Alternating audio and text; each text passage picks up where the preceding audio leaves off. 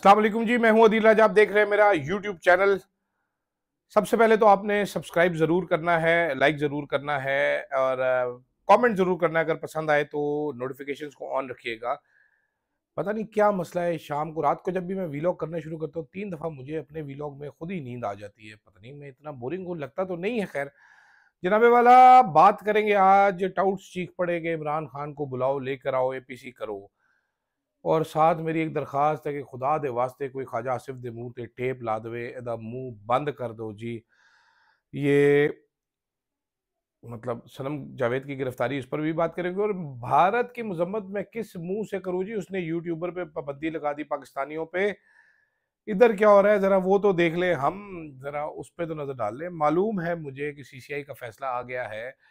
अगर आपको याद होगा तो मैंने आपको 7 फेब को जो फैसला किया गया था, जो एक्निक की एग्जीक्यूटिव कमेटी ने किया था, वो डिटेल में मैंने आपको बताया था। पूरा का पूरा फैसला अगर आप वो ढूंढेंगे, मेरा वीलॉग तो मिल जाएगा। मैं कोशिश करूंगा कि मिल जाए तो मैं आपको डाल दूं। मैं खुद ही करके भूल जाता हूँ, एक तो मैं इतना कोई साइंसदान किस्म का आदमी हूँ। जनाबे वाला, शुरू करते हैं। आज सेनेट के सेशन में जो फैसल वाडा साहब है वो चीख पड़े। उन्होंने कहा 9 मई अंदरूनी मसला, इस पे बाद में देखेंगे, फिलहाल इमरान खान को लेकर आओ। शहबाज शरीफ स्टेट्समैन बने और फौरन से पहले इमरान खान से बात करें, उनको लेकर आए। इरफान सदीकी साहब जो है उन्होंने भी कहा जी इमरान खान ने तन कर बयान दिया था। वैसे उनको कहना चाहिए था कि तुन कर बयान दिया था, लेकिन तन कर बयान दिया था। मेरा ख्याल है जितना इमरान खान ने तन कर बयान दिया था उतना बयान शहबाज शरीफ सब देने लगे तो वो कहते नहीं, वो चिड़ी अंडा देने देने बेहोश हो जाती थी। शहबाज शरीफ सब बेहोश हो जाए बयान देने देते। तो जनाबे वाला, अब तो इनको भी याद आना शुरू हो गई। और फैसल वाडा जब कह रहे हैं तो फैसल वाडा एस्टेब्लिशमेंट के बहुत बड़े माउथ पीस हैं, आज़ाद सेनेटर हैं। तो आप समझ लें कि ये पैगाम कहाँ से आ रहा है शहबाज शरीफ के लिए, पब्लिक के लिए, कि जनाब उसको लेके एपीसी बुलाएं। और एपीसी बुलानी ही पड़ेगी। सब लोग समझा रहे हैं, कोई समझने के लिए तैयार नहीं है। मुल्क से आपकी बड़ी अना नहीं हो सकती। इस सबसे पहले ये मुल्क है, इस मुल्क से ऊपर कोई इदारा नहीं और कोई इदारे से ऊपर कोई शख्स नहीं है। तो मेहरबानी करके जो फैसला साज हैं वो ये सोचें, ये बात, इस पर अमल करें। भारत हमारे गिरबान में सांस ले रहा है, हमारा गिरबान पकड़े, हमारी आंखों में आंखें डाले, हमें कुरिया मार रहा है। प्लानिंग कर रहे हैं कुछ। भारत का पैटर्न देखें तो जब भी ऐसा कोई वाकया हुआ है, पाकिस्तान को ब्लेम किया, 10 से 12 दिन के अंदर कोई ना कोई एक्शन जरूर हो जाता है। ये पहलगाम वाकया जो है, आज ख्वाजा आसिफ साहब ने जो शुरली छोड़ी है उसके मुताबिक तो इस हफ्ते भारत ने हम पर हमला करना है और जंग हो जानी है। तो नाजरीन इकराम, ऐसे सेंसलेस दुश्मन से लड़ने के लिए हमें अपना सबसे तगड़ा लीडर चाहिए, वॉर टाइम प्राइम मिनिस्टर चाहिए, पॉलिश टाइम प्राइम मिनिस्टर नहीं चाहिए। तो इन डाउट्स की बात ज़रूर सुनी जाए, सीरियसली ली जाए। फैसला साजों को चाहिए कि ज़िद और अना छोड़ दें। मेरा ख्याल है मुल्क सबसे पहले है। इमरान खान को लेकर आए, उनको रिक्वेस्ट करें कि जनाब कौम के नाम में एक खिताब करें, ताकि सारी कौम जो है वो खड़ी हो सके एक प्लेटफॉर्म पर। डिवाइडेड कौमों को तोड़ना बड़ा आसान होता है। 71 से मिसाल ले लीजिए आप, हालात ठीक नहीं हैं। दूसरी जानिब हमारे वजीर दिफा ख्वाजा आसिफ साहब जो हैं, जुगते मारने में एक्सपर्ट हैं, ख़वातीन पे रकीक किस्म के हमले करने में एक्सपर्ट हैं, जुमलेबाजी करते हैं, घटिया और बाजारी ज़बान इस्तेमाल करते हैं। उनको शायद इन्हीं खिदमात के सिले में, मुझे जहाँ तक याद है, 2 दफ़ा हारी हुई सीट जितवाई गई है। इस बार भी, इससे पहले भी उस्मान डार से 1 दफ़ा छीनी गई। इस बार उनकी वालिदा रेहाना डार से सीट छीन कर ख्वाजा आसिफ साहब की गोदी में फेंकी गई सीट। तो चंद दिन पहले भी मैंने कहा था, आज दोबारा दरखास्त है कि ख्वाजा आसिफ के मुंह पे कोई ताला, कोई जिंदरी मार दवे, टेप लगा दो इनके मुंह पे। जितना ये नुकसान कर रहे हैं पाकिस्तान का, कोई नहीं कर रहा। स्काई न्यूज़ पे यल्डा हकीम के सामने बैठकर कहता है जी हाँ जी हम पहले डर्टी वर्क करते थे। वो बयान पूरी दुनिया में कोट हुआ। आपको मालूम है, मैंने उस दिन भी कहा था ऐसे बयानों की कीमत अदा करनी पड़ती है। आज जनाबे वाला, उन्होंने फरमाया है कि बस अगले 3 से 4 दिन में जंग हो सकती है। और फिर वो इस बयान से कन्वीनियंटली मुकर शरीफ गए, क्योंकि वो ख्वाजा शरीफ है, ख्वाजा साहब हैं। वो किसी भी किस्म का झूठ जो है वो रज के छिक के बोल देते हैं, उसके बाद उस झूठ से मुकर जाते हैं। बीबीसी पे बयान दिया, तलब हुसैन के प्रोग्राम में बयान दिया, जियो पे इंटरव्यू दिया, बहुत सारे काम ख्वाजा साहब ने किए। उसके बाद ख्वाजा साहब कन्वीनियंटली मुकर गए। शहजाद अकबर साहब की खबर है कि ख्वाजा साहब की चितर परेड की गई है, ठीक ठाक किसी जगह पे ख़ास मुकाम पर बुला के उनकी जाए मखसूसा पर ठूडे मारे गए हैं। और जिसकी वजह से ख्वाजा साहब को कहा ये गंद जो तुमने फैलाया अब साफ करो। ख्वाजा साहब का बयान अंग्रेजी में उन्होंने बयान दिया क्योंकि वो बहुत इंग्लिश भी हैं ख्वाजा साहब। ग्रे कलर का सूट और एक भद्दी सी टाई लगा के उन्होंने क्या कहा, मैं आपको चंद अल्फाज सुना दूं अंग्रेजी में, आप कोशिश कीजिएगा बर्दाश्त करें, सुने, मैं भी सुनता हूँ। ये देखिए।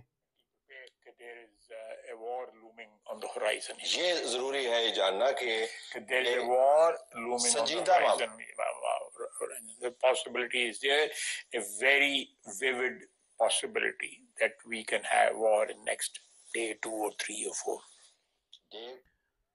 A very vivid possibility that we can have a war in day 2, 3 और 4, यानी 3 से 4 दिनों में जंग हो सकती है, बहुत ज़्यादा इम्कानात हैं इस चीज़ के। उसके बाद मुकर गए ख्वाजा साहब साफ। शहजाद अकबर साहब की खबर ये भी है कि बीबीसी को रिक्वेस्टेड वाली पाकिस्तानी चैनल तो खैर हाथ का मैल है, बल्कि नाक का चूहा ही है आजकल, तो जो उनकी औकात है, तो बीबीसी वालों ने खबर डिलीट नहीं की कि ख्वाजा साहब आपने यही फरमाया था। तो ख्वाजा साहब मेरी रिक्वेस्ट होगी, जो भी ख्वाजा साहब का पीछे चाबी है, कि सर थोड़े दिन के लिए इनको बीमार कर दें, इनको कि सर तबीयत ख़राब है आपकी, आप छुट्टी पे चले जाएं। तो ऐसे ना करें, मुल्क के साथ मजाक ना करें, ये चीज़ें बड़े लंबे अरसे तक मुल्क के साथ चिपकी रहती हैं। ऐसी झूठें जब अब जोंकें चिमेड़ दी जाती हैं तो लोग मजाक उड़ाते हैं। सोशल मीडिया का दौर है, ये चीज़ें किधर जानी भी नहीं है, अब चलती ही रहनी है, ये चीज़ें आनी है। पाकिस्तानी टीवी चैनल्स को डरा डरू देंगे, जो इंटरनेशनल मीडिया वो तो सारा कुछ देख रहा है, उन्होंने तो पता है वो कोई साड़ी तरह फुदू थोड़ी है। फुदू से याद आया जनाबे वाला, इंडिया ने 16 यूट्यूब चैनल जो हैं पाकिस्तानियों के बंद कर दिए क्योंकि वो सच की आग फेंक रहे थे भारत के ऊपर। अच्छा, भारत की कैसे मजम्मत करूं कि जी भारत ने बहुत बुरा काम किया, पर पाकिस्तान के अंदर हमारे यूट्यूब चैनल्स नहीं चलते। यहाँ पर फायर वॉल लगाई दी है। बशारत राजा साहब एबीएन न्यूज के रिपोर्टर, आज उनके कहते हैं वो बाबा जी चढ़ गए, पीटीए के चेयरमैन जो हैं, उन्होंने कहा जनाबे वाला कौम जवाब देना चाहती है भारत को, एक्स क्यों बंद किया हुआ है आपने, क्यों फायर वॉलें लगाई हुई हैं। आगे से वो चाचा शरीफ ने एक हदीस का हवाला दे दिया कि ये हदीस आपने सुनी, आप मेरे से सवाल ना करें। सारी हदीसें याद करके आ जाते हैं, अमल एक पे नहीं करते, हदीसें सुनाते ऊपर से झूठे बोलते हैं। यूट्यूबर्स, पाकिस्तानी यूट्यूबर्स, पाकिस्तान का मौकफ बयान करने वाले, पाकिस्तान का मुकदमा लड़ने वाले अकाउंट्स उनके बंद हो रहे हैं। यहाँ पर ट्वीट करने की पादाश में बंदे को चुक लिया जाता है। कहाँ से इंडिया की मजम्मत करें। और अल्लाह के हुक्म से इंडिया वाले भी, उन्होंने कंपनी का बयानिया बनाने वाले जितने टाउट्स थे उन सब का बैन किया है, बाकियों का नहीं किया। वो लिस्ट इतनी ऑथेंटिक है, इतनी, वो मुझे लगता है कोई वो हमारे पीटीए चेयरमैन जैसे ही कोई बंदा वहां पर बैठ के लिस्ट बता रहा था। एक बंदा है उसमें शुएब अख्तर, वो क्रिकेट के ऊपर करता है वीडियोस, उसका यूट्यूब चैनल बैन कर दिया, आजकल करता भी नहीं है ज्यादा। एक बंदा है जनाबे वाला उजैर क्रिकेट के नाम से, उसका बंद कर दिया। अभी आसमा शिराजी का बंद कर दिया जी। अंदाजा करें जरा, आसमा शिराजी ने क्या हकीकी रिपोर्टिंग करनी है, जरा मुझे कोई बंदा बता दे जी। अच्छा, इरशाद भट्टी का बंद कर दिया, वो पॉडकास्ट करता फिर है मौलवियों के, उसका बंद कर दिया जी चैनल, यूट्यूब इंडिया में बंद हो गया जी। सारे जितने कंपनी के बंदे थे सब बंद कर दिए, और हमें कह रहे हैं कि जी बड़ी ऑथेंटिक लिस्ट है जी, इसको माने जी, हम लोगों ने हक का अलम बुलंद किया था। पता है कॉमेडी क्या है, ये सबसे बड़ी कॉमेडी ये है कि जो जो काम आप करते रहे हैं, आज आप कह रहे हैं जी भारत को बुरा कहा जाए कि भारत ये काम कर रहा है। भारत ने एफआईआर में पावर्स दैट बी लिखा है, ये तो बड़ी गलत बात है। हमारे यहाँ पर किस किस्म की एफआईआर की जाती है, आप खुद देख लीजिए। हमारे यहाँ पर लोगों को कैसे साइलेंस किया जाता है, आपको ऑलरेडी पता है। हमारे यहाँ पर लोगों को उठाया कैसे जाता है। भारत की जी सिंगर है जी, उसने तनकीद की तो उस पर एफआईआर हो गई। हमारा इधर अफकार अलवी और मुर्शद, हमारी फौज के लड़ती है हरीफ से, इसने शेर लिखा था, उन्होंने चुक के लै गए सी, उसके एफिडेविट लिखवाया गया उससे। हमारे यहाँ पर वो लड़का कौन है, वो बेचारा जो बाहर है, वो राजा राज है, वकास राज है कि कौन है, उसके बहन भाइयों को उठा लिया था। जर्नलिस्ट है कितने भाईजान, अजहर मशवानी साहब के भाइयों को उठा लिया गया था। तो हमारे यहाँ पर यही हो रहा है, कोई खास चीज, कोई खास फर्क नहीं है। वो भी मेंटल है तो हम भी मेंटल हैं। वो क्या मुहावरा होता है, तू भी गंजा मैं भी गंजा, आ चुकले सिर पे एक मंजा। तो ये दो गंजे हैं जिन्होंने सिर पे एक मंजा चुका हुआ है, और अब हमें बताया जा रहा है कि जी हम रिस्पेक्टेबल गंजे, हमारे छोटे छोटे बाल निकल आए हैं, हमने तो देखे ये नहीं किया जो भारत ने किया है। लोग अभी बेवकूफ तो नहीं बैठे, लोगों को समझ आ रही है। जो सवाल इंडियन पार्लियामेंट में उठाए गए कि भाईजान किधर थी सिक्योरिटी, दहशतगर्द कैसे आए, जाफर एक्सप्रेस पे अब यही सवाल उठाए, आप पे एफआईआर हो जाएगी यहाँ पर।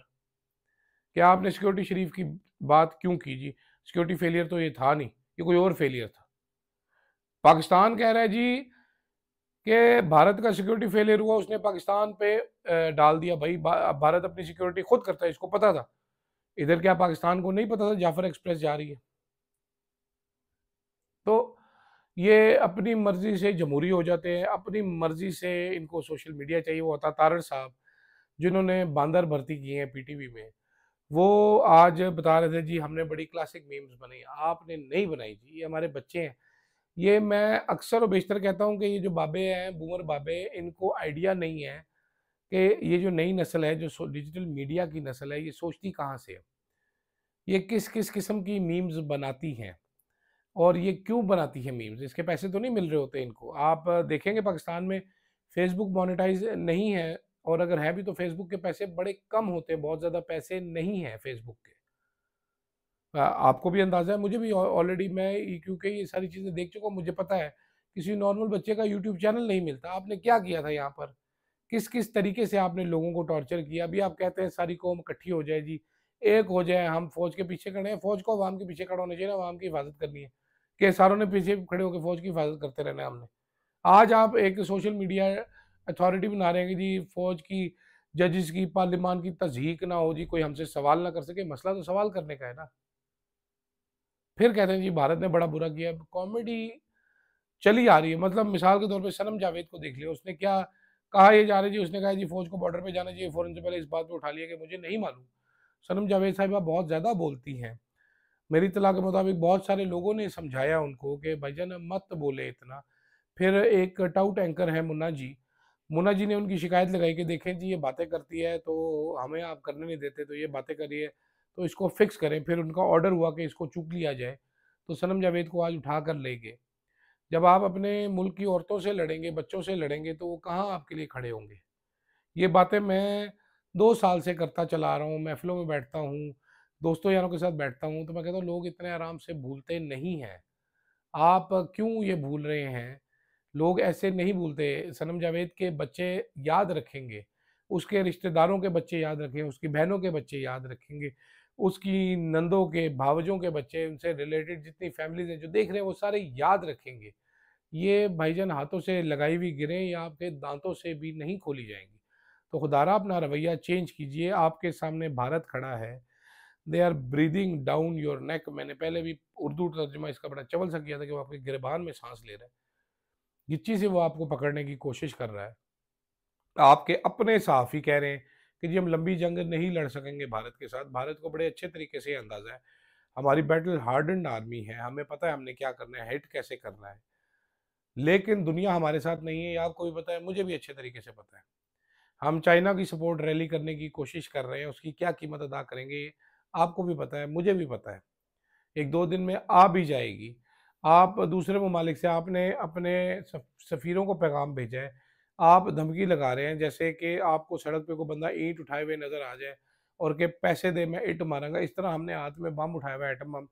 वो हमारा डिफेंस मिनिस्टर चढ़ता है, वो बयान देता है। आपने हालात आप देखें कितने दलेर हैं आप लोग इस टाइम पे बैठे हुए। उधर इमरान खान का अकेले का बयान काफ़ी था, ठीक है, उस टाइम पे उसने तुन के रख दिया था, जो तन कह रहे हैं वो तुन कर देते हैं हम। इधर मोहसिन नकवी साहब जो बताते थे 26वें के 2 मिनट यहाँ पर मैंने गोलियां चलवाई ना तो सारे बंदे भाग जाएंगे, फिर आपने चलवाई और मारे बंदे। अभी जाओ ना मोहसिन नकवी बॉर्डर पे, चलाए उधर 2 मिनट गोलियां, भाग जाए सारे। अभी कहता है हम जंग नहीं लड़ना चाहते, हम तो तहकीकात करवाएंगे। जब पीटीआई वाले कहते हैं 9 मई की तहकीकात कराओ, तो मत करें ऐसे। बराए मेहरबानी अपने लोगों को बेहतर ट्रीट करें ताकि वो आप पर तनकीद ना करें, तनकीद से मत डरें। Think positive bro. खैर फिलहाल के लिए इतना ही नाजरीन। हमारे टाउट साफियों को साथ दिली अफसोस के अब भारत, मेरे भारत महान में उनको कोई देख नहीं सकेगा। उनको चाहिए अपने सारे वीलॉग्स वो मियाँ साहब को भेज दिया करेंगे, मियाँ साहब ये देखिए हमने आपके लिए कितनी कुर्बानी दी है कि इंडिया से हमारी ऑडियंस अब माइनस हो गया, हमारे चैनल्स वहाँ पर ब्लॉक कर दिए गए।